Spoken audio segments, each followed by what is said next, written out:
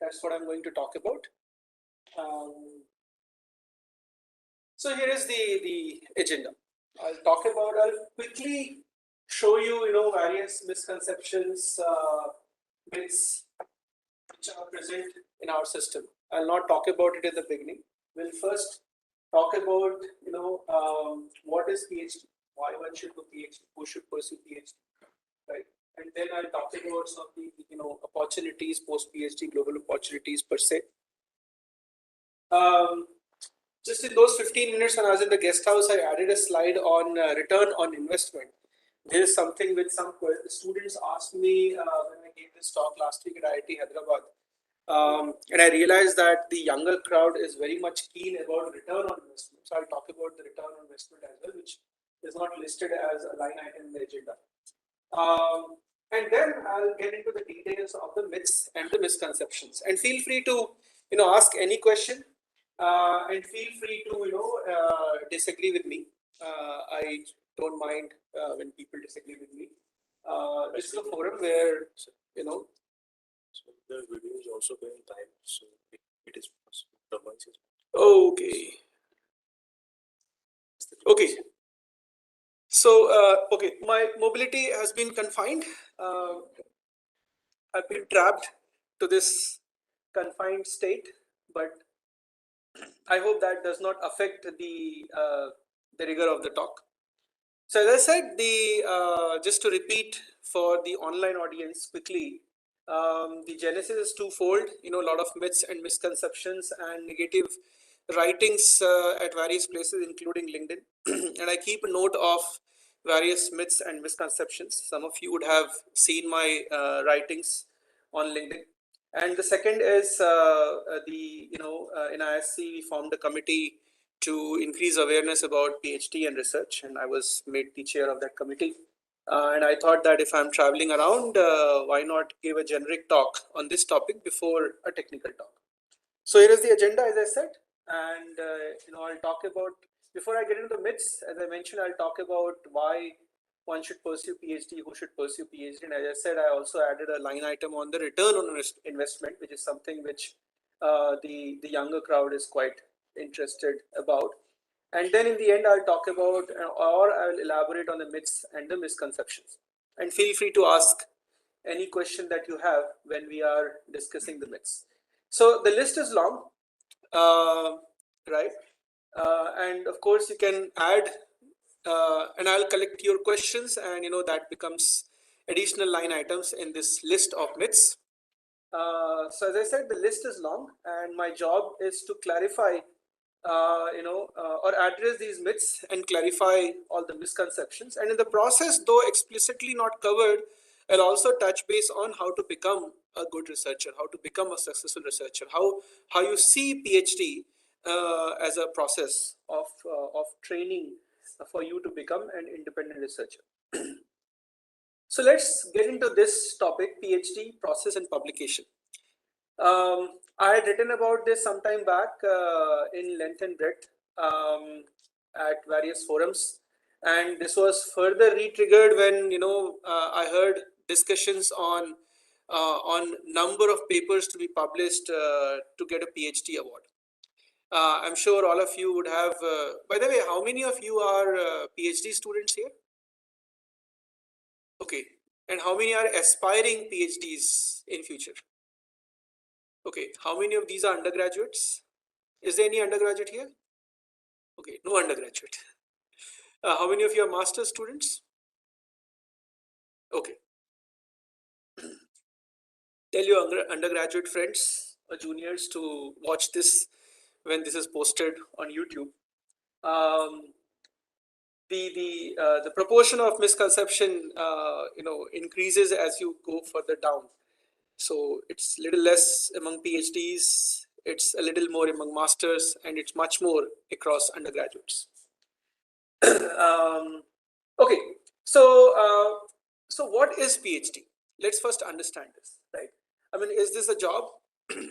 Is this another degree course? Is this another course which where you have a certain things well defined, predefined, and you just do chuck chuck chuck? and you pass certain exams and you get a degree, or it's something else. In my view, PhD is a training program that trains you to become an independent researcher. Now, think of your childhood. You were trained on many things for the first time. In PhD, you are trained to become independent researcher for the first time. That's the first time you are trained on something called being independent researcher. Now go back when you were a kid, right? Some of you would have learned the basics, say learned writing skills or reading skills, maybe in few months or few years. Some would have taken more time, some would have taken less time, right?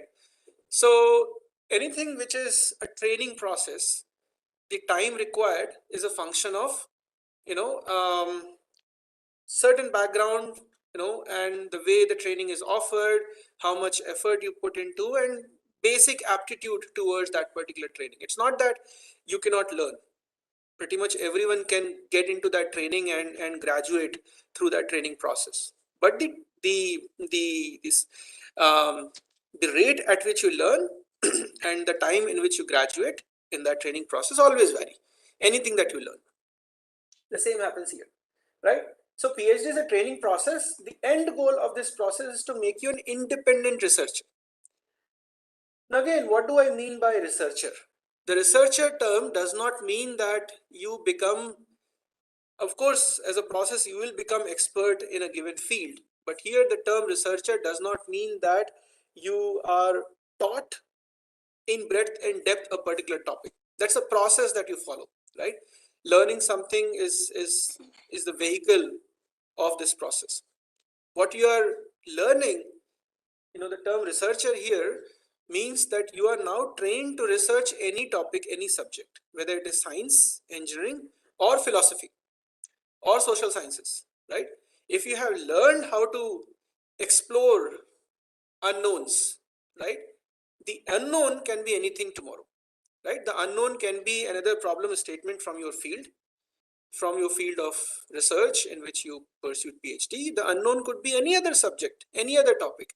It could also be a topic of something which is not related to science and engineering, right? So this is what the objective of the term researcher, or the definition of the term researcher here, right? Independent researcher means you are trained to become an explorer in an independent capacity. So you don't need any help, you don't need any supervision, you don't need any guidance.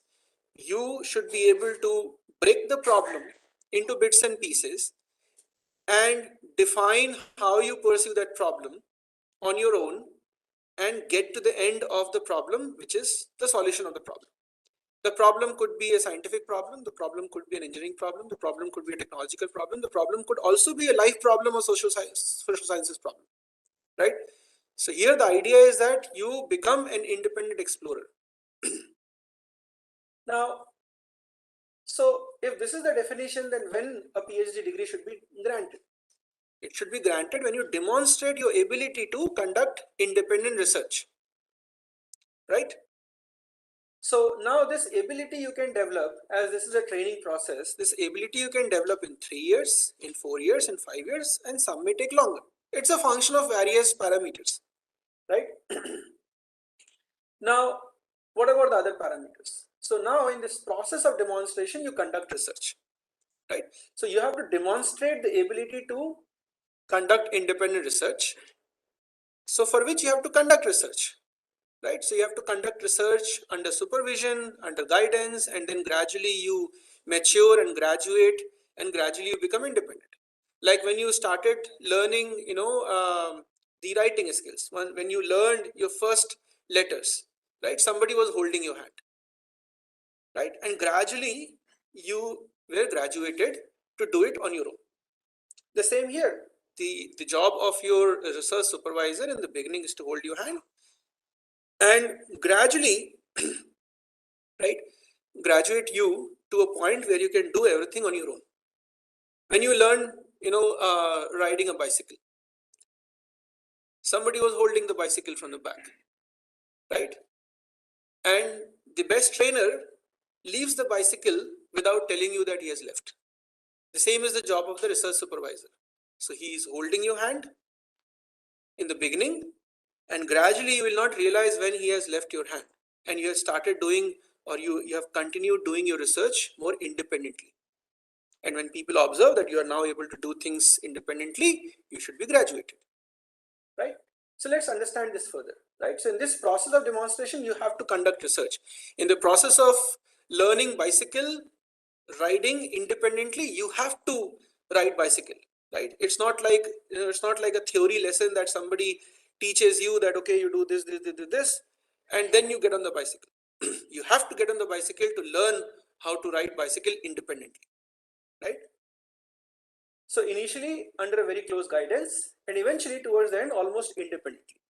Just think of the way you learned riding a bicycle. It's in the very similar process, right? So here the end has no fixed timelines. Some of you would have learned riding bicycle independently within 3-4 days. Some would have taken more than a couple of weeks, right? So it's just a function of your own aptitude, capabilities, and certain intrinsic parameters, but everyone can get to that point, right? The aptitude to explore is always present.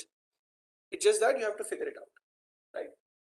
Now, some may learn this art, this here the art, what I mean by art is the art of doing science independently, the art of doing exploration independently in a couple of years, and some may take a little longer, right? Some may take even longer. It all depends on the nature of the problem, the area, the individual's aptitude, analytical ability to explore, and so on. So all of you have these things, these abilities to a certain extent. So your initial point always vary, and that defines how much time you will take.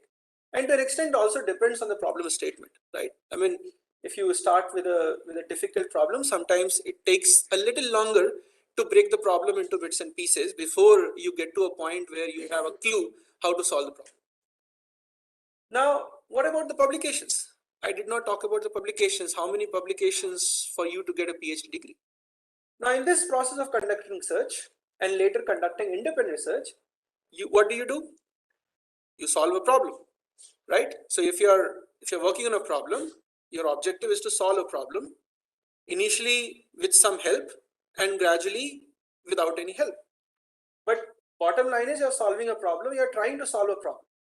So in this process, what do? You discover, innovate, invent, or find answers to some fundamental unsolved questions, unsolved mysteries. So if you have discovered, if you have innovated, if you have invented, if you have answers, some new answers to fundamental questions, you want to communicate that with the rest of the world, right? So how do you communicate? If I have discovered something, I want to tell the rest of the world that I have discovered this, and give opportunity to the peer group to evaluate whether my discovery makes sense, right? And if their evaluation is or if I qualify, or if my work qualifies into their evaluation, right? They say, okay, this is something which should be told to rest of the world.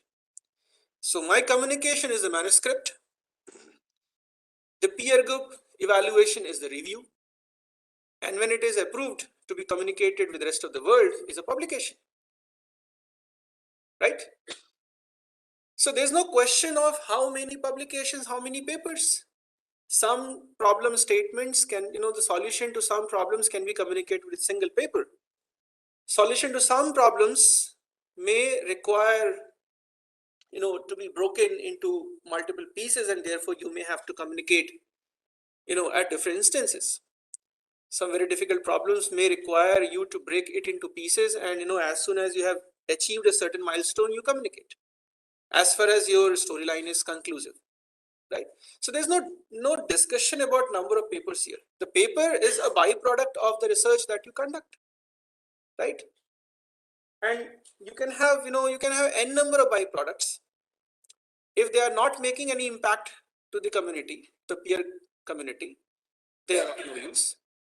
And if they are making an impact, even if you have published one paper, that's more than enough, right? Now, always this discussion comes that, okay, why publication is required, not required, things of that kind. So think in this way, that paper, if the paper is a byproduct, and if you have conducted research, right, And if you have taken your research to a conclusive stage, then as a byproduct, a paper will naturally come out. Then why there is a worry or a question that how many papers, right? You demonstrate that you have conducted research, and your internal community will review whether you have conducted research independently towards the end or not. And if that assessment is there, you should be granted a PhD. Sometimes a paper may take a little longer. As I said, the paper is a byproduct, right? The PhD should be given for you to demonstrate your ability to conduct research, independent research. And paper is a byproduct. So, the byproduct may take a little longer to come in public domain, right? But if you have proven your ability, then you should be granted a PhD, right? So the focus has to be on proving that ability. The focus has to be on conducting independent research or going through this journey, this process, where eventually you can conduct independent research and solve some of the fundamental questions, right? Work on some of the fundamental problems, give solution to some of the fundamental questions, right? So again, the last point is there's no limit on how many papers one should publish. One impactful paper is infinitely times better than thousands of bogus papers, right? I mean, I keep on seeing on LinkedIn people, post, I'm glad to inform my paper got accepted in this XYZ random conference or XYZ random journal. What's the point? If your paper is not solving something which is fundamental, something which is useful, something which is, if your paper, if your paper is not going to be referred by peers, right, then there's no point having such a paper, right? So the impact of a journal does not decide whether the work is bogus or impactful. Again, there's always a discussion on the impact factor of the journal, right? Impact factor is a different parameter, but that does not mean that every paper that comes in a high impact journal will be of high impact. Similarly, if a paper comes in a low impact journal, does not mean that a paper would be of low impact. Sometimes a paper in a low impact journal, low impact factor journal, not low impact journal, low impact factor journal could be of high impact, right? So again, you should not be too worried about where my paper comes. As far as the paper comes at a place which is considered as international journal, visible to all the peers, and your peers are reading papers from that journal, you should be good enough, right? So as a starter, as I mentioned that, starter, you may want to look at where the best minds in that specific area publish, right? So, if you want to decide where you want to communicate your work, figure out where the best minds of your field publish. So your target should be to publish in those journals, and if your work is good, your work will be accepted in those journals. Now let's try to understand the chronology and how these things are dependent or independent to each other, right? So if you understand this carefully, the point one is the definition of PhD. The point two is the core of what is a fundamental requirement to get a PhD degree, which is demonstrate your ability to conduct independent research, right? Point three, the process that one goes through. So this is the process, which is, initially you are working under a close guidance, and then, at somewhere in between, you and your supervisor becomes, or you and your supervisor become a colleague, a co-worker to each other, right? Where you and your supervisor are learning from each other. Think in this way, that in the beginning you are learning from your supervisor is holding your hand. In the second stage, both of you are working together, both of you are working, on a problem where both of you discuss, try to come up with something better, right? Both of you are learning from each other, right? So you are like a co-worker. And the last stage, where you are working independently and your supervisor is learning from you, right? So the stage, when you achieve that stage where you are able to, demonstrate something which others have not demonstrated independently, and you are able to basically, contribute more than your supervisor on that particular problem, you are called an independent researcher, and that's the stage when you can be granted a PhD degree, right? So as I said, point three is the process one has to go through, and point four is nothing but the byproduct, justify that you have gone through it. right? Now, how will you justify to outside world? See, one aspect is that you want to communicate about the outcome of your research, right? So if I have discovered something, I want to tell the whole world that I've discovered something and I want to get this recorded somewhere, right? That's a paper, that's a byproduct, that's a paper. But the second part, if you talk about the procedure, certain procedures, certain protocols, certain method need to be followed in any system, university system, institute system, whatnot, right? Then the point four is also to justify that you have gone through the process, right? What is that process? Which is three, and three to justify that you have basically, you have achieved two. And whereas the 5.5 clarifies the limit in terms of how many papers, right? And as I said, there's no limit, right? It can be just one paper. A one good paper is more than enough. Okay, so this is in a nutshell what PhD process is, and somewhere in this process, what's the role of a publication. Now, why one should do PhD, right? So again, I read a lot of discussions, and often undergraduate students write that you do PhD if you don't get a job. So it's unfortunate, but that's why I'm here to clarify. Now, the first point I think you should be clear now. PhD is to train yourself to become an independent researcher. And here the definition, as I said, of researcher is not somebody who has developed depth and breadth in a given field, right? Of course, as a process, you will develop depth and breadth in a field in which you are pursuing PhD. But the researcher, as I said, is someone who is able to explore unknowns. Okay, now today the unknowns are something, tomorrow the unknowns could be something else. 10 years down the line, the unknowns could be something else, right? I may be trained as an engineer, right? But if I'm an independent researcher, if I'm trained explorer, 10 years down the line, I can become a theoretical physicist. 20 years down the line, I may become a social scientist.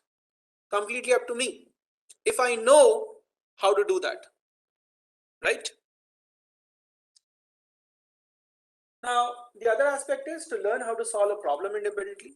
And this problem can be anything. It could be, science problem related to your field, problem related to other fields, problem related to life, social science problems, right? For example, what I'm doing today through this talk is trying to solve a social problem, right? I'm not giving a technical talk. Now, again, to learn how to master an area independently, right? So if you want to master an area, and when I say master an area means, you understand that area in length and breadth, you know everything in and out about that area, and then you are able to apply that knowledge in solving problems, right? Just having textbook knowledge is not good enough. So from mastery, I mean that you are able to apply that knowledge to solve problems, right? Come up with better things.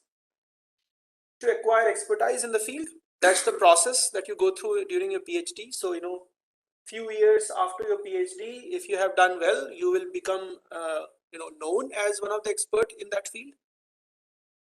And that leads to the next point, to push yourself to be counted among a few handful experts around the world.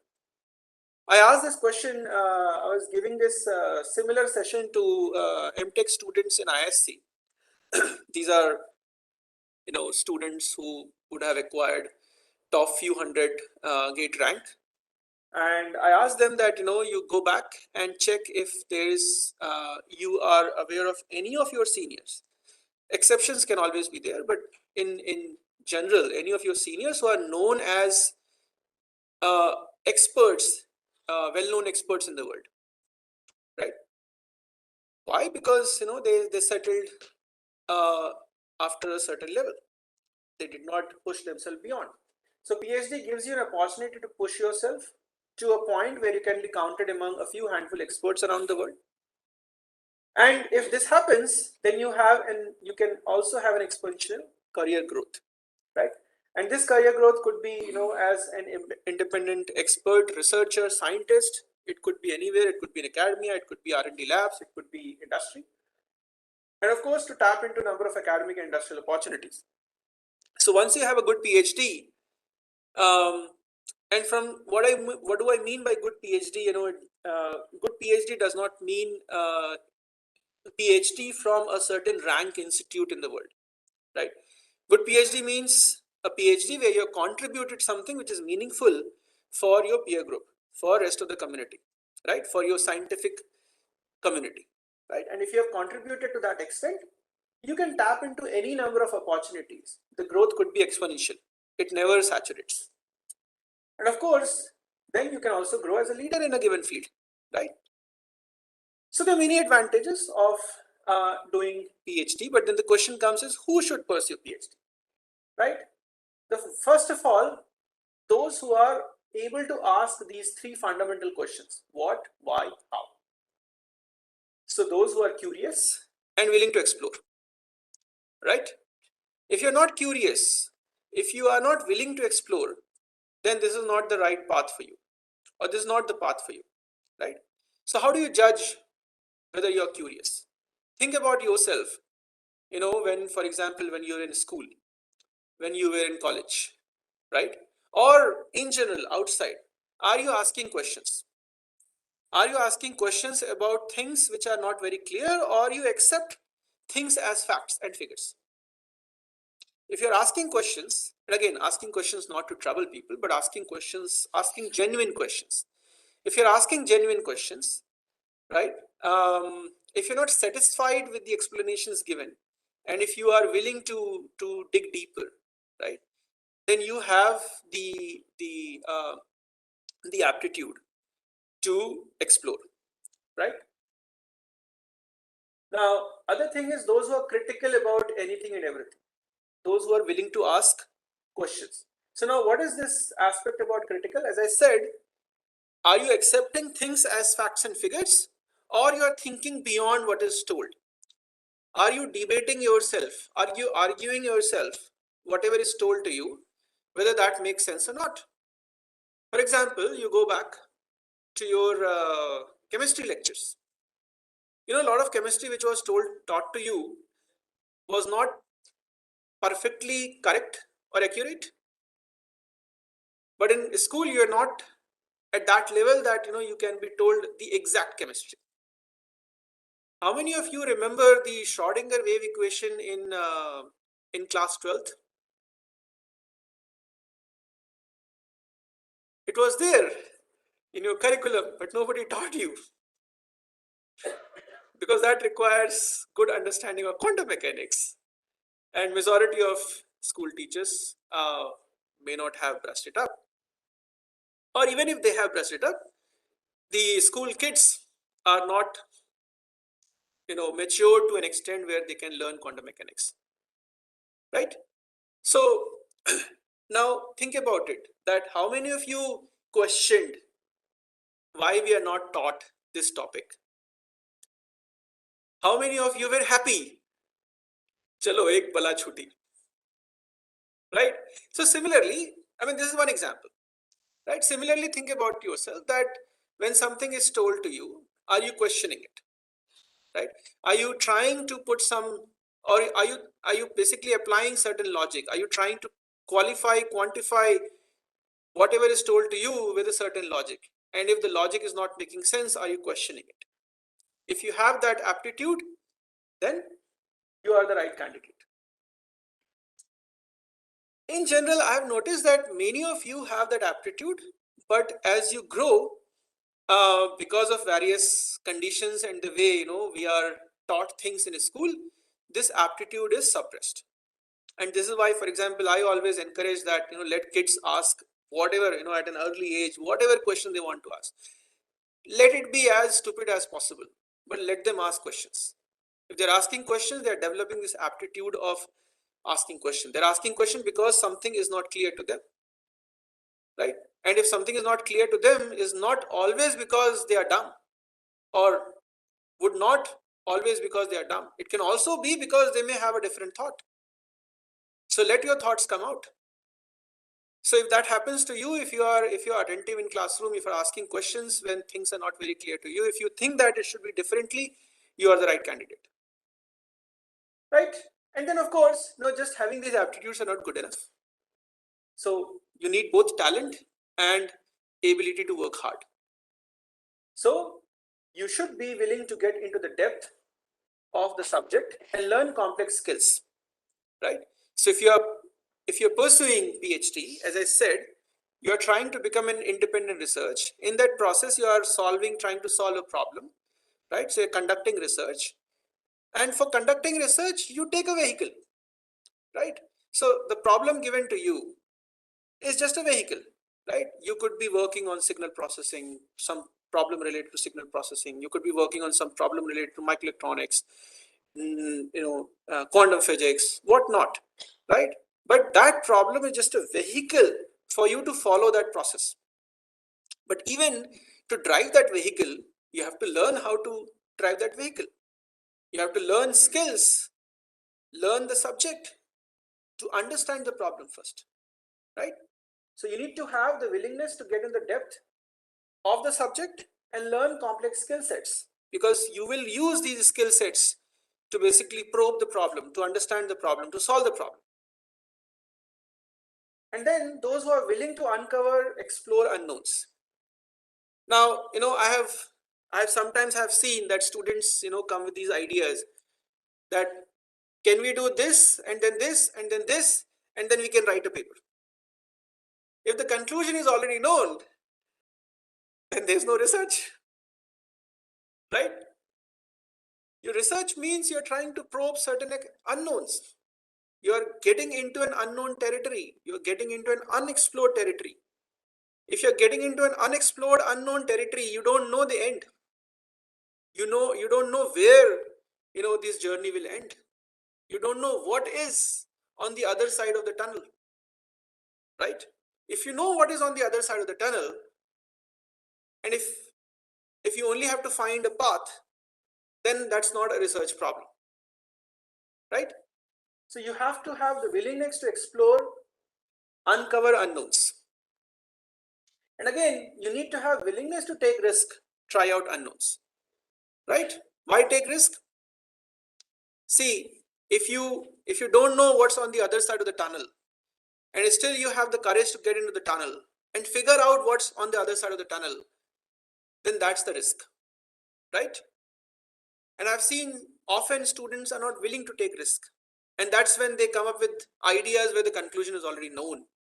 But that's not research, that's not exploration, and that cannot train you to become an independent researcher, right? And on top of that, as I said, hard work, talent, but then discipline. The discipline is also important, right? So discipline, what is involved in the discipline? Those who have the urgency to explore, right? So if I am curious, I want to find answers today, right? I cannot leave it for tomorrow. चलो आज India Pakistan का match देखते हैं, कल देखेंगे. Correct? So I should have that urgency. If till I have not find the answer to that unknown, or to that unsolved question, I should not be settled. Discipline in work and life, right? So consistency is very important, right? So what's the meaning of discipline here? Discipline means it's not like one day you work 16 hours in the lab and the other day you are sleeping all the time.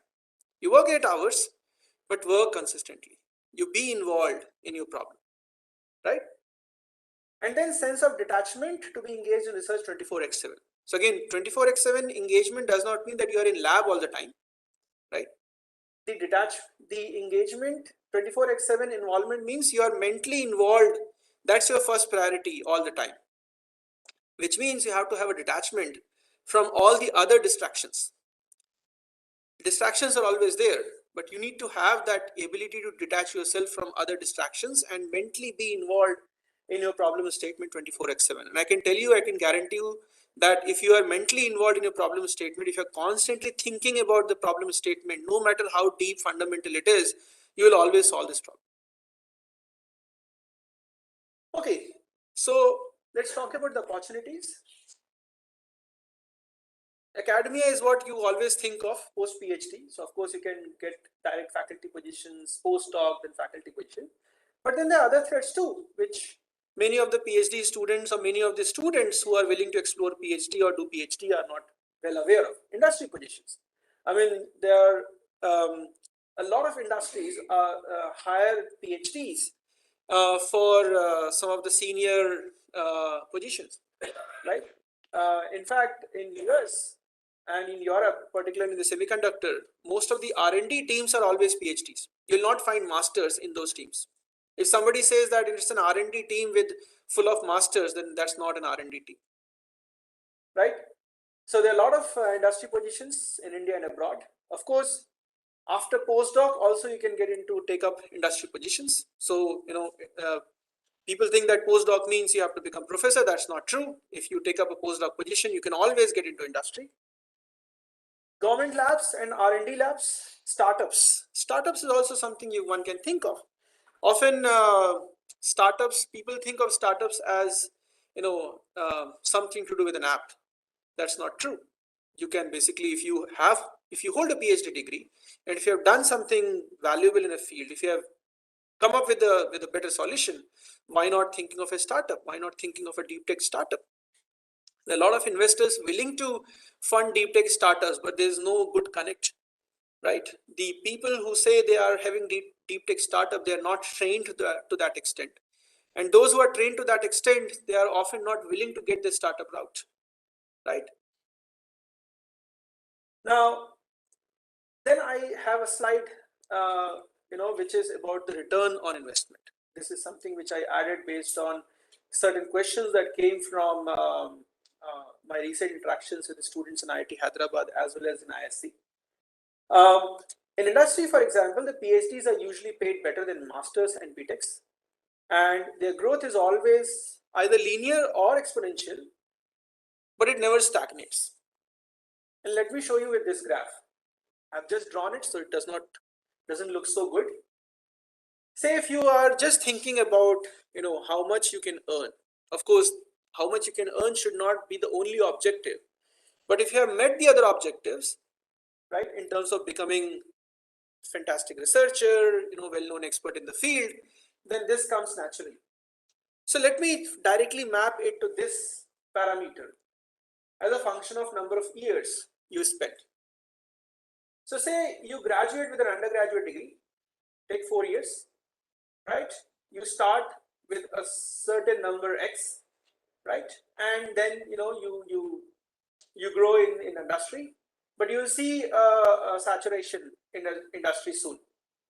This saturation, the same happens with a master's degree. You see a saturation. The only difference is the starting point could be different. Eventually, this gap, actually this is not very well quite clearly shown in the graph. The point where you saturate post BTech and post MTech is not too different. This delta is not too high. The starting point may be high, this delta is not too high, but the bottom line is they both saturate. If you hold a PhD degree and if you have done well in PhD, you start at a much higher number, of course, a little later in your life, in your career, but start with a much higher number, but you never stagnate, you never saturate. You always have exponential growth. And the point where you have this exponential rise always depends on to what extent you are, improving your skills, what was the quality of your PhD, and what was the field in which you have pursued PhD. The bottom line is you never stagnate. It always grows. The timeline, the cutoff point where it starts growing depends on some of the factors. Right? Now, another aspect that some students asked me was, what about the money I will lose during the period when I am not earning as a PhD student?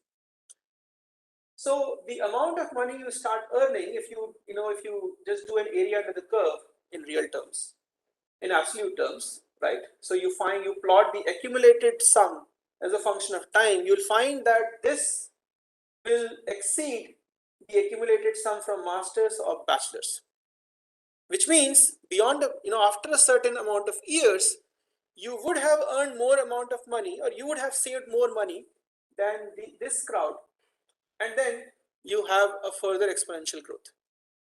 So it's about having little more patience in the beginning, right? This is also something which is said in the investment sector, right? The whatever gives you more return always takes a little more time, right? So if this is giving you more return, will always take a little more investment in the beginning, and that investment is the time, effort, hard work, patience. Okay, so this was about PhD and research and PhD process in general and what's the advantage. Let's talk about the myths and misconceptions, because this, I have realized that this eventually becomes the showstopper. And majority who might be interested or enthusiastic about pursuing research, they are often discouraged towards PhD journey because of many of these myths and misconceptions. The very first misconception or the myth is PhD, you do PhD if you don't get a job. This is a myth. You should not do PhD if you don't have a job, right? And also those who are pursuing PhD, seriously pursuing PhD, are not pursuing PhD because they did not get a job. They would have got a job. They would or would not have got a job depending on whether they looked for a job or not, right? But that's not true. And those who are pursuing PhD because they did not get a job, you can track their progress. They would not be doing well. But those who are doing well did not join PhD because they did not have a job. Now, if this myth stops you from getting into that path, because log kya kahenge if I get into PhD, log kahenge ki job nahi laga tha, right? This is what I heard often from students, that if I get into PhD, others will say, this guy did not get a job, that's why he's doing PhD. So what? Let people say. I give an analogy to students in IIT Hyderabad. You would know that dowry is a problem in some of the states, and in some of the states in India, if you don't take dowry, people will say, something was wrong with the boy, right? Are you aware of this? It's a fact. I learned it a few years back, and I was surprised. No, I was married long back. Right. So somebody was telling me this. I will not name the states. The session is getting recorded. But this is a problem in some of the states. So what should be done? Should they take dowry? Of course not. Right. So just because some people will point finger on your credibility or your talent, right? That does not mean that you start taking dowry to justify that you are talented and there's no problem with you, right? The same here. If you are passionate, if you want to do PhD, do PhD. Don't worry about what others will say, right? They will say what they want to say. They will anyway say something. But few years down the line, when you are successful, the same people will tell you, I told you should do PhD. Correct? You'll always find such kind of people, in society. The same people will discourage you, and few years down the line, when you're successful, they will come and tell you that, I told you that you should do this. Okay, PhD means publishing papers. That's not true. PhD does not mean publishing papers and increasing your publication count. PhD, as I said, is a journey. Is a journey in which you become an independent researcher. You learn how to become an independent researcher, right? PhD takes too long, 5 years or more, is again a myth. On average, of course, it has been seen that it takes 4 to 5 years because of the rigorous training involved, but some can get trained and graduate faster, right? I joined IIT Bombay as a master's student in July 2006. I submitted my PhD thesis February 2010. So 3 years, 7 months, I finished master's and PhD. So it always depends, right? It depends on how much involved you are. But I can tell you, I spent almost 1.5 year permanently inside the lab. They still have my mattress.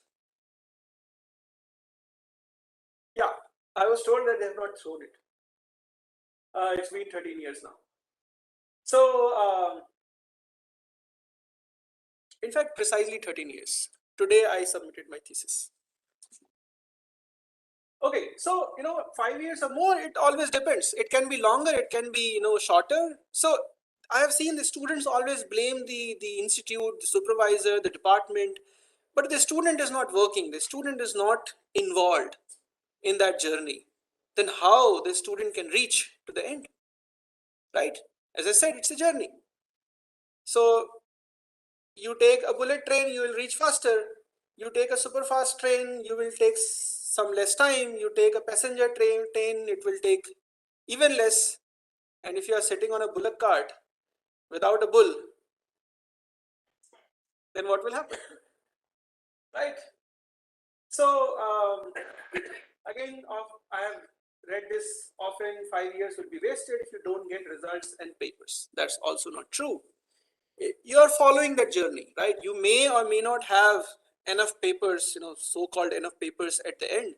But if you have learned, to become an independent researcher, if you have learned those skills, if you acquired those skills, if you have acquired that knowledge, that's what rest of the world is going to see in you, right?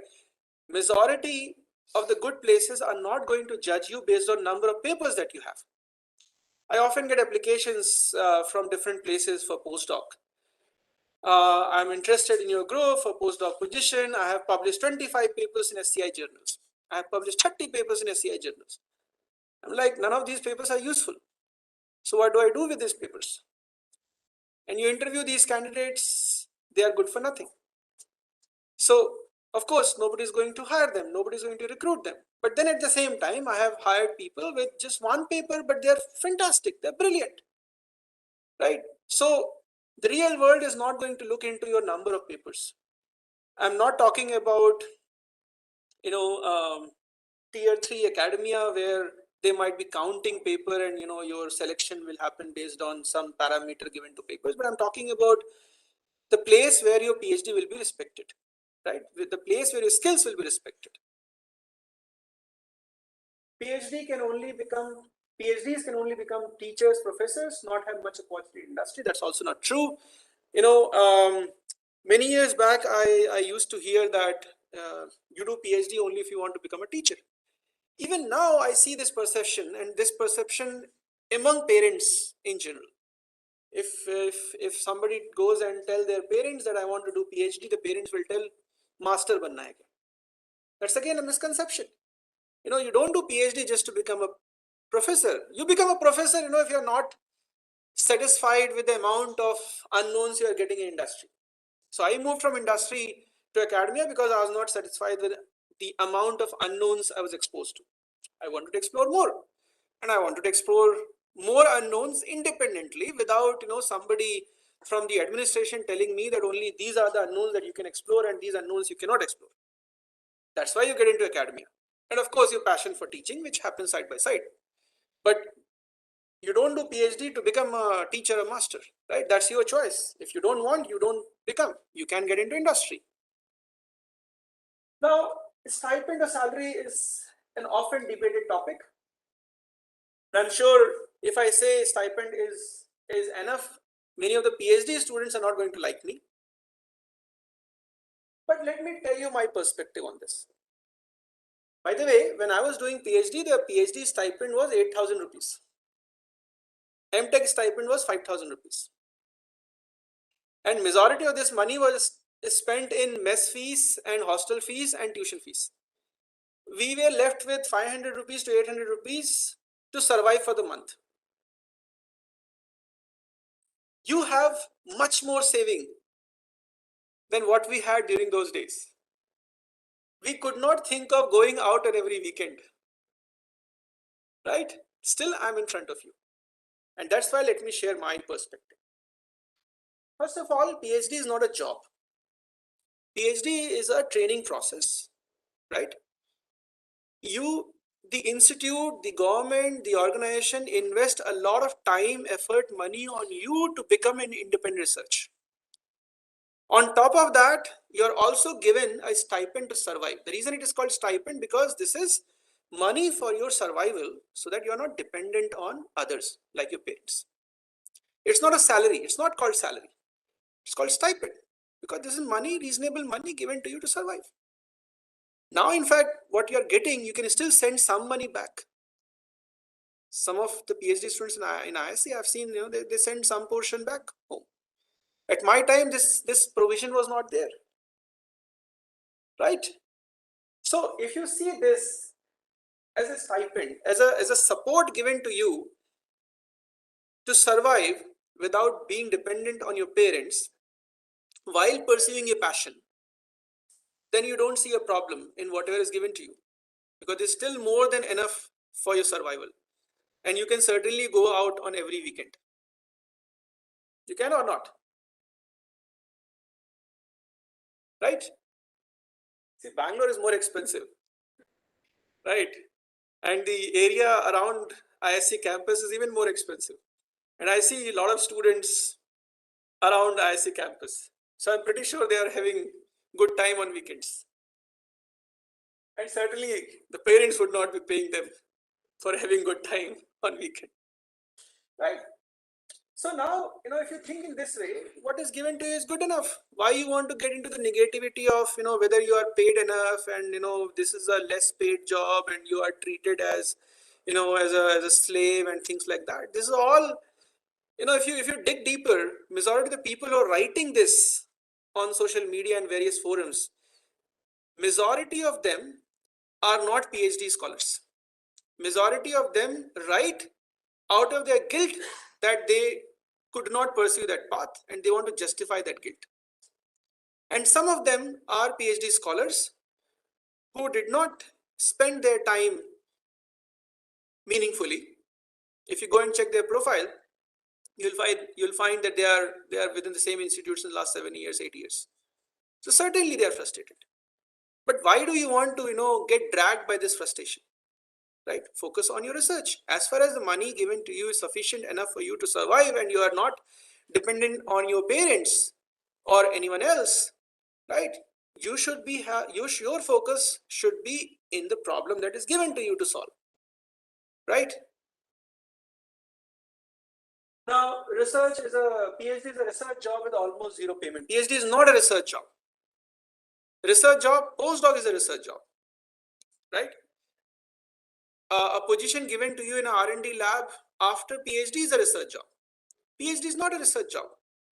PhD is a training process. You are getting trained in that process, right? So think of the receivables that you are getting. Now, recently I read an article written by some journalist in Nature, scam of underpaid job, underpaid research job. Now again, many of these journals will write such articles to increase TRP.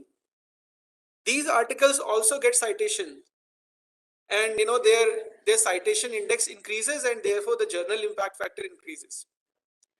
It just equivalent to writing a negative post on social media if you want to get more likes and comments, because the negativity spreads faster, right? Similarly, a lot of these journalists who are not scientists will write such articles. Nature will publish it because such papers will get a lot of views and citations, so the journal TRP will increase, and therefore the overall the journal impact factor will improve, which brings the revenue back to the journal. So don't get trapped into these kind of articles. I hope Nature don't reject my paper after listening to this. Okay. Now, there's also often discussions in terms of comparison of the salary stipend with the certain European universities. You would have seen certain universities in Europe and in some other countries in the European region offer stipends which looks very interesting. 2,500 euros to 3,000 euros per month. But you have to understand that couple of aspects. One is the demand and supply. Are these universities offering anything better than what some of the top Indian universities are offering you? Possibly not. B, many of these universities don't have a proper PhD training program. Many of these universities basically hire these PhDs to send them to industry as a cheap temporary labor. So the way it works is that if an industry hires in Europe, and the labor laws in Europe are very strong. So if an industry hires in Europe, they basically have to pay higher. There's a lot of effort on visa, and then it becomes very difficult to fire. So now there's a route through university where university will hire as a PhD scholar, and then they are parked in an industry environment. You're not even trained on, like a researcher as one should be. As I mentioned in the previous slide, you're working on something day to day. Eventually you submit a thesis, you get some PhD degree. You will have a job assurity, but you're not an independent researcher. So if you are looking for a job and a pathway to get a job, of course, fine. But don't compare that with universities which are training you to become researchers, and in that process might be paying you less. Right? Now, if you talk about the fellowships such as PMRF, people say that they are not transparent. I can tell you, I have served in national committee as well as the institute committee. They're quite transparent. Now, going back to the stipend, shouldn't the stipend be competitive? Now, everyone gets a reference value, correct? Now, if you want to earn more, you have a lot of fellowship opportunities in the country. So, why not you basically work a little hard and opt for those fellowship opportunities rather saying that everyone should get the same number? Now tell me, will you be happy if there are two people, say you are extremely smart, working hard, versus another one who might be talented at some point but not working at all, and they both are getting the same fellowship? Will you be happy? No. That's why there's a reference value set by our system. That reference value is good enough for you to survive. But if you want to earn more, you have a lot of these fellowship opportunities. PMRF, for example, offers 75,000 rupees per month plus 2 lakhs every month, every year for other expenses like international travel. What else you want? We did not have such things at our time, right? 75,000 rupees per month is more than enough, right? And if you think that you miss that 1 crore wala package, then that happens only in newspapers, right? Somebody will tell you that nahi, PhD karoge, then you will miss that 1 crore wala package. That does not happen in reality, right? But if you get into that path, certainly that can happen. That can become a reality. Now, PhD in India is different from doing PhD abroad. That's not true. Now, as I said, PhD is a journey. Now, the process that you follow, basically, you choose a vehicle to go through that journey, to follow that path. Now you have to see who can offer you a good vehicle, right? Who can offer you a vehicle to basically go through that journey, right? Who can offer you a good problem statement, and who can offer you reasonable resources. Now, how is it related to which country you are in?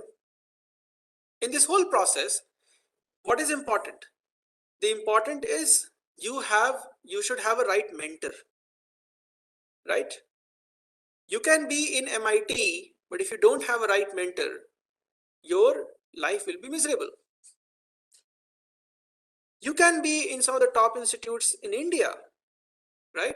But if you have a good mentor, you can do much better than some of the students in MIT or Stanford, right? So you need a good mentor. So in terms of PhD, you don't choose an institute, you choose a right mentor. So of course the process is you have some idea of in which field you are interested, right?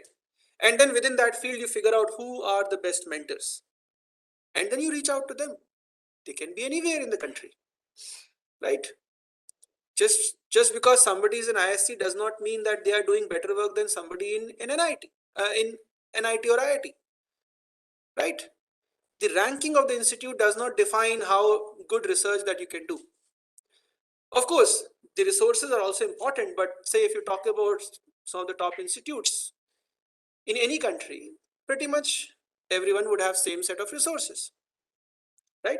So if resources are guaranteed, right, I mean that you're not deprived of resources and facilities, then you need a good mentor, not a high rank institute, right? So that one misconception that you have to change. Look for a good mentor, and in that sense it could be anywhere. It can be somebody in Uganda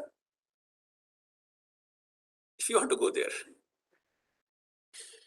Okay, so now other misconceptions like think twice for leaving industry job for pursuing PhD, or I already have an industry job, so why do I need to study more? That's again a misconception. I mean, if you have a job and you think that I already have a job, so why should I leave it for PhD?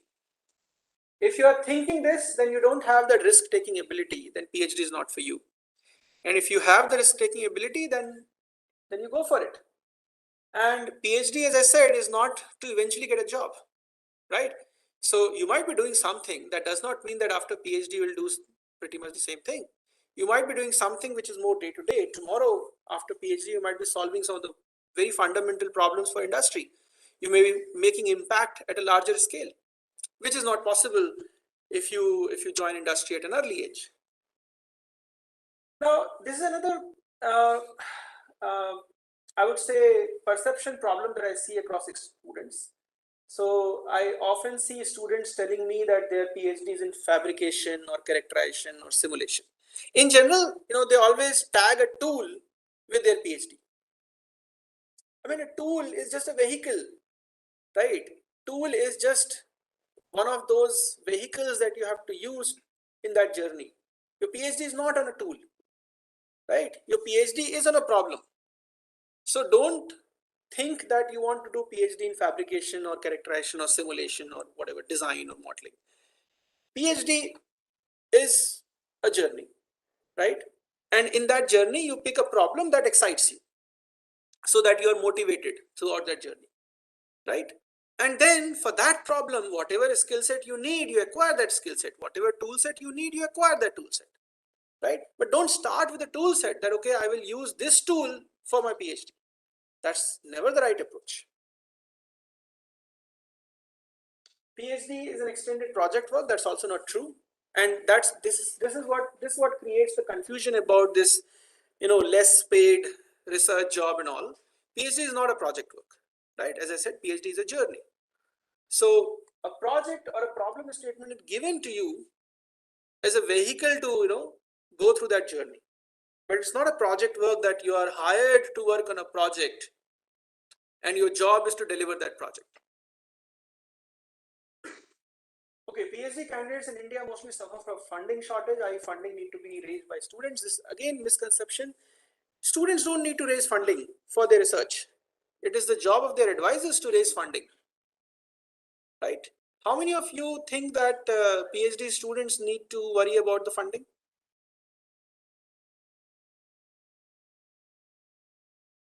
So I read it in some of the forums where students were complaining that in India, PhD students have a funding shortage. PhD students don't need to worry about funding at all, right? MTech is a must for PhD, so the UGs are not here, but this was a message for them that the They can join PhD directly after undergraduate. There are direct PhD programs in pretty much all the institutes. So masters is not mandatory in between. You can directly join for PhD after undergraduate. So I hope you can tell your undergraduate friends and juniors.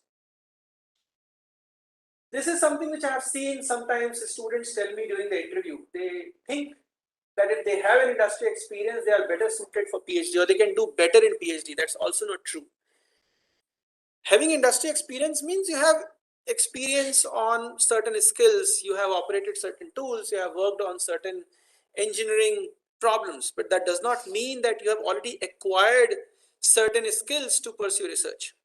So don't get confused that somebody having industry experience is better suited for PhD and vice. And in other words, to be better suited for PhD, you have to first gain some experience. There's no correlation between you having some work experience versus how good you would be in your PhD. Of course, if you have a certain work experience, that can make you a little more organized. If you're a little more organized, you would be a little more organized while conducting your experiments. But that does not mean that you have to gain an industry experience for pursuing PhD, right? And this is what sometimes master students tell, that I want to first gain some work experience and then think of PhD. And I can tell you that once you are out there, once you have lost that momentum, then it becomes very difficult to come back. And once you have tasted the blood, it becomes very difficult to leave it. Here the blood is the money, the salary, right? And yeah, the PhD is all about bookish ideas, they lack hands-on experience. Again, that's not true.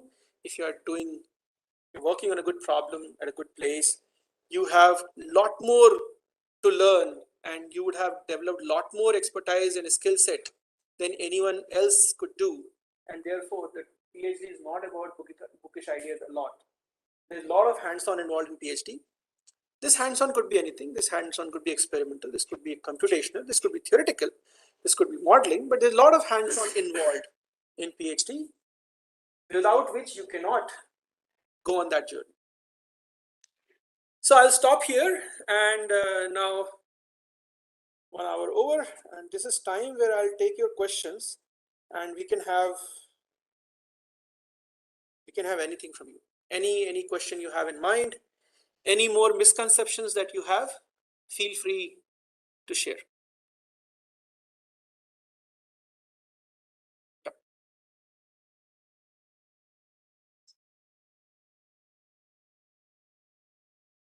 Yeah, well, after this.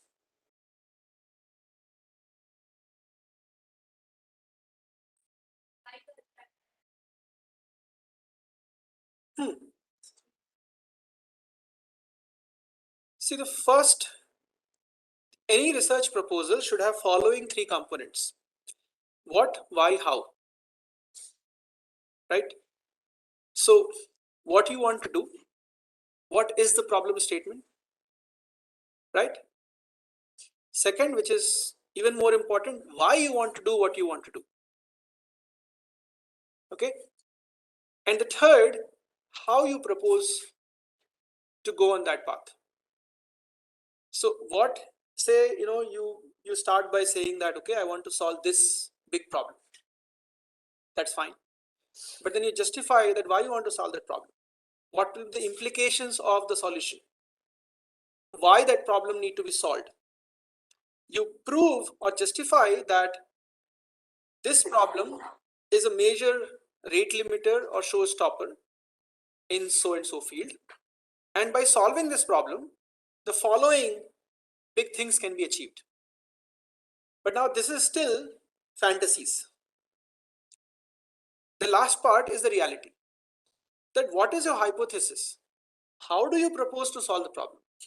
Again, when I say how do you propose to solve the problem, does not mean that you already have the conclusion, you already have the solution.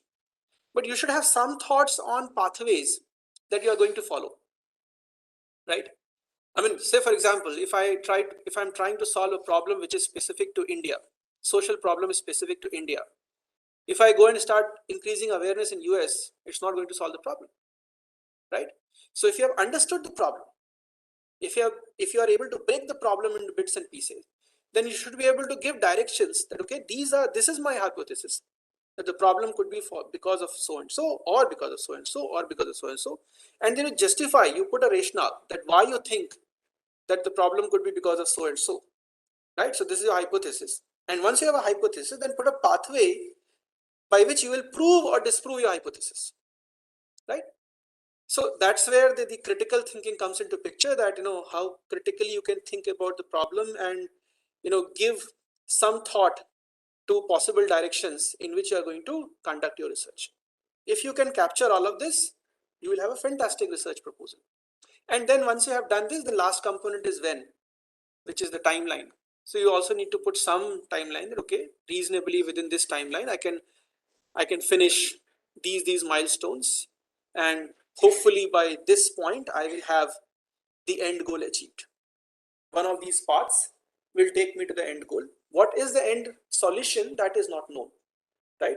But it is somewhere hidden behind this tunnel, and these are the pathways to cross through the tunnel.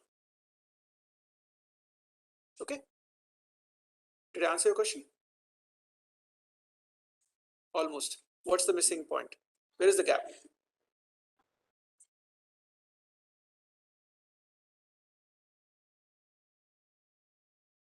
Attractive, which solves a problem which is of interest to majority. Okay, so I mean, attractive to whom? Attractive to the peer group, right? So if others are also trying to solve the same problem, right, then that problem is an attractive problem. So see, there are two kind of problems. One is a problem which is attractive, which is of interest to majority, which is of interest to the peer group. Other problem is fabricated problem. The fabricated problem is never attractive, because the fabricated problem you fabricate to do something, right? To write paper, to get money or whatever, but that never attracts majority. The problem which is known to everyone but nobody is able to solve, that's the problem which is attractive, and a proposal written on that problem is attractive.